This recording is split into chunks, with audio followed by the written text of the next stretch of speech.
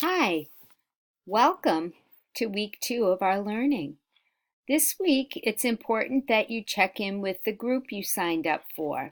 So I'm into Blackboard. I'll just start on the home page. This is what opens when you come into the course. Make sure you go down to groups. You'll see all the group you're signed up for. You should only have one. I put myself in several, and that's because I'm the professor. But I will go into the early education and care group. And here in the group, I can see the other members' names. I wanted to show you the tools you have available and how to get started using the group. You have a blog, you have a discussion board, and I usually suggest starting with the discussion board. And here you want to create a forum. And I would call this introductions. And I might just type a quick message. Hi, looking forward to working with you. Contact me by email or text at xxx-xxx, and then I would submit. So I've started the introductions. Hopefully other people would join in, introduce themselves, and we'd figure out a way that we're going to communicate, whether it be through emails, through the group discussion board, or through text.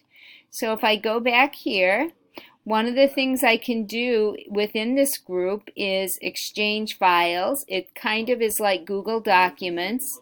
You would add a document that you all wanted to look at.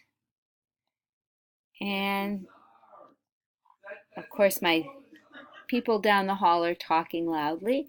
The other thing that's helpful is group task. So you may say our first task is to create a proposal.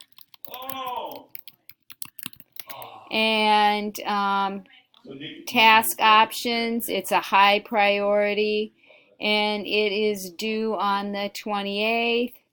And I might say, Sue will do X, and then member B will do Y, and we will talk on the 26th to finalize. So that way everyone knows what's going on. And then I would submit this. All right, so I'm going to just do screen. Whoops, I went to the wrong box. Screen.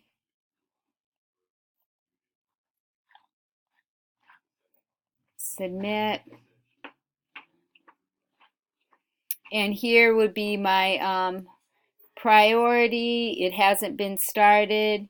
So creating the proposal, if you wanted to know what to do, this way everybody knows what is assigned and when they'll check back in.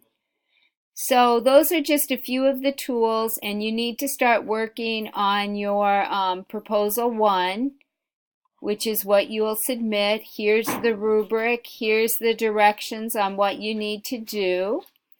And you're going to attach a file when you're ready to submit. And I always do recommend looking at the rubric so that you know what you need to do to get full points. So as always, please contact me with any questions, and I look forward to reading your first discussion this week.